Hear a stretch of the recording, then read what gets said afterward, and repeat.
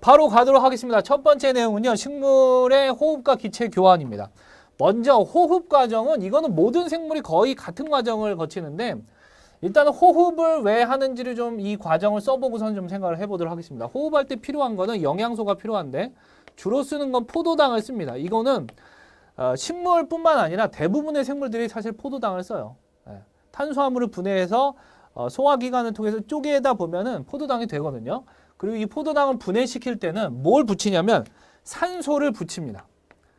산소가 분해하는 역할을 합니다. 그래서 포도당이 분해가 되는데 뭘로 분해가 되냐면 물과 이산화탄소로 분해가 되고요. 이때 포도당은 에너지가 있는 물질이기 때문에 이 과정에서 에너지가 나오게 됩니다. 이 에너지를 우리가 사용하는 거야. 식물이 사용하는 거죠. 식물의 호흡이라고 하면, 그죠? 만약에 우리 몸속에서 일어났다 보면 우리가 이 에너지를 쓰는 거죠. 식물이 이 과정을 했으면 식물이 이 에너지를 쓰는 거고. 그러면 결국 호흡을 왜 하냐면 이 에너지를 얻기 위해서 그런 거야. 우리가 살아가기 위해서, 몸을 움직이기 위해서, 숨을 쉬기 위해서, 밥을 먹기 위해서, 또 눈을 깜빡이기 위해서, 잠을 자기 위해서 에너지가 다 필요하거든요. 이때 나오는 에너지는 전부 다 이런 식으로 분해해서 쓰는 거야. 분해한다는 것 자체도 중요하지만 에너지가 있는 물질을 분해해서 그 에너지를 얻어서 방출되는 에너지를 얻어서 생활에 필요한 에너지를 쓰게 된다는 거죠. 그래서 살아가는 거지. 에너지를 가지고 뭐 여러 가지로 이제 쓰는 거죠. 그러면 호흡이 일어나는 장소는 어디냐? 모든 세포에서 일어나는데 정확하게 말하면 모든 세포의 미토콘드리아라는 세포 소기관에서 일어납니다. 미토콘드리아. 네. 시기는 언제 일어나냐? 호흡 과정은 항상 일어납니다. 이거는 정말 중요한 건데 밤낮으로 항상 일어나요. 호흡이라는 건 살아가기 위해서 최소한 이 세포가 해야 될 일입니다. 이걸 안 하면 세포가 죽는 거야. 세포가 죽는다는 건 그 생명체도 생명을 잃어버릴 수 있는 거죠. 그래서 세포가 살아있어야 되고 세포가 살아있으려면 이런 호흡 과정을 거치게 되는데 이 호흡은 항상 일어난다. 항상 해야 돼. 그래서 호흡은 단순하게 기체 교환이 아니라 에너지를 얻는 과정이다. 근데 왜 기체 교환을 하냐면 인간하고 똑같아요. 얘도 산소를 흡수하고 이산화탄소를 내뱉는데 산소가 필요하고 이산화탄소가 필요 없으니까 산소 마시고 이산화탄소 내뱉는 거예요. 호흡 과정에서. 사람하고 똑같이. 똑같은 거죠. 자, 이 과정에서 이제 식물의 기체 교환을 좀 보면요. 낮에는 광합성량이 굉장히 셉니다. 이때는 광합성량이 호흡량보다 많을 때예요. 그러니까 식물은 호흡량이 그렇게 생각보다 많지 않습니다. 가만히 있기 때문에 가만히 있잖아요. 물론 살짝 조금씩 움직일 수는 있지만 뭐 사람처럼 막 이렇게 돌아다니는 것도 아니고, 그죠? 운동하는 것도 아니기 때문에 식물은 거의 고정되어 있기 때문에 에너지를 많이 쓰진 않아요. 물론 이제 식물이 갑자기 막 엄청나게 생장을 한다거나 열매 맺는다거나 꽃을 피운다거나 이러면 이제 호흡을 좀 많이 하겠지만 평상시에는 호흡량이 거의 일정합니다. 조금밖에 안 돼요. 그래서 광합성량이 낮에는 굉장히 활발해서 호흡량보다는 훨씬 큽니다. 그러면 식물의 기체 교환은 광합성만 하는 것처럼 보여요. 광합성 때는 뭐가 필요한데? 광합성 때는 이산화탄소를 필요로 하니까 이산화탄소를 흡수하고 산소를 방출합니다. 산소 O2라고 쓸게요. 근데 호흡은 안 하냐? 호흡합니다. 호흡은 하긴 하는데 어떤 식물이 이렇게 있다라고 하면 만약에 호흡에 의해서 이산화탄소가 CO2가 방출이 됐어요. 한 30만큼 방출이 됐어. 그런데 얘가 광합성을 할 때 100만큼이 필요한 거야. 그러면 30 자기 거 일단 빨아들여. 30 빨아들여. 그리고 나머지 70을 빨아들이는 거야.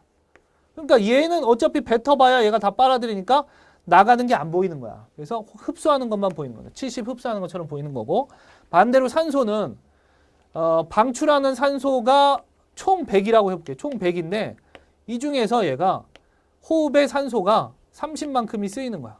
나 필요해 해가지고 쓰는 거죠. 30만큼 쓰고 70만큼만 방출합니다. 그러면 마치 광합성만 하는 것처럼 이산화탄소는 흡수하고 산소는 방출하는 것처럼 보이는 거죠. 광합성만 할 때처럼. 물론 광합성만 하는 경우는 없어요. 네. 자, 밤에는 호흡만 일어납니다. 광합성 안 일어나죠. 호흡만. 오직 호흡만 일어납니다. 빛이 없으니까 뭐 광합성 할 수가 있겠어요? 없겠죠. 그럼 이때는 당연히 산소를 흡수하고 이산화탄소는 방출합니다. 그래서 밤에는 숲에 안 가는 게 좋아요. 숲에 가서 밤에 막 산림욕을 한다고 막 심호흡을 한다거나 이런 건 뭐 별로 좋지는 않죠. 왜냐하면 이산화탄소를 많이 방출하니까 뭐 그렇다고 해서 뭐 숲에 들어가면 이산화탄소로 너무 가득해가지고 막 숨을 쉬기가 어려울 정도냐 그건 아니에요. 탁 트인 공간이니까 뭐 그렇진 않겠지만 자 아침 저녁에는 기체 출입이 없는 것처럼 보입니다. 이건 무슨 말이냐면 그러니까 호흡량하고 광합성량이 거의 같은 식이에요. 그러니까 빛이 약하게 비칠 때는 호흡량하고 광합성량이 같기 때문에 방출하는 이산화탄소를 그대로 다 흡수하고 이산화탄소를 호흡에서 방출하면 그대로 광합성에 쓰고 또 광합성에서 방출하는 산소를 그대로 호흡에 씁니다. 그러니까 나가는 것도 없고 들어오는 것도 없어요. 이렇게 얘기할 수 있는 거죠. 기체 출입이 없다. 외관상으로 볼 때 기체 출입이 없다. 이렇게 얘기를 하는 거죠. 자, 그럼 대표 유형 두 문제, 이와 관련된 문제 두 문제 풀어보도록 하겠습니다. 자, 이 호흡과 광합성 관련된 실험은 진짜 자주 나옵니다. 이것도. 왜냐하면 광합성이 포함되어 있기 때문에 또 그런 것도 있어요. 광합성 실험도 되게 중요했잖아요, 여러분들. 자, 초록색 BTB 용액을 넣었어요. 물론 이제 흑백으로 나왔지만 초록색입니다, 여러분들. 초록색으로 넣었는데, 하나는 검정말을 그냥 넣고, 그 다음에 하나는 알루미늄 박을 씌웠는데 이 안에 검정말 들어있어요. 보면 이렇게 안 보이지만 여기 있다는 표시를 해놨죠. 그 다음에 하나는 금붕어 넣어놨고, 하나는 아무것도 안 해놨어요. 그런 다음에 햇빛이 있는 곳에다 놨습니다, 여러분들. 당연히 햇빛이 있는 곳에다 놨어요. 자, 이 실험 결과 BTB 색깔이 노란색인 걸 써라. A 같은 경우는 광합성을 하기 때문에 초록색에서 파란색으로 변할 거고요. 어떻게 하면 초록색이 노란색이 되냐면 호흡을 해서 이산화탄소가 나와야 돼요. 이산화탄소의 양이 많아진 거는 B죠. 왜냐하면 알루미늄 박으로 가렸는데 검정말이 들어있으니까 그 안에서 식물이 호흡만 하니까 호흡해서 여기 이산화탄소가 늘어날 겁니다. 그래서 B는 노란색이 되고요. C는 금붕어니까 금붕어는 과합성 할 수 없잖아요. 호흡하니까 노란색이 됩니다. 이산화탄소의 양이 많아서. D는 아무런 어떤 걸 안 했기 때문에 처리를 안 했기 때문에 초록색으로 보이겠죠. 그래서 B와 C가 답이 되겠습니다. 3번이 답이 되는 거죠. 이런 문제 정말 자주 나오는 유형이죠. 잘 봐두시고요. 자, 대표 유형 2번 식물의 기체 교환입니다. 가는 낮에, 나는 밤에 일어나는 식물의 기체 교환이래요. 좀 제가 이게 흑백이라서 그런데 이게 낮이고요. 그럼 밤입니다. 그죠? 그럼 낮에는 무엇을 흡수하냐? 이산화탄소를 흡수하고 방출하는 게 A죠? 산소를 방출하게 됩니다. 그 다음에 밤에는 뭘 흡수해요? 여기 B입니다. 여러분들 잘 안 보이시죠? B를 흡수하는데 B가 뭐예요? 산소죠. 밤에는 산소 흡수하잖아요. 그리고 이산화탄소를 방출하게 되겠죠. 그러면 기체 A와 B는 무엇이냐? 순서대로 이렇게 짝지는 거. 둘 다 산소지 뭐. 산소죠. 그죠? 그래서 답은 1번이 되겠습니다. 산소.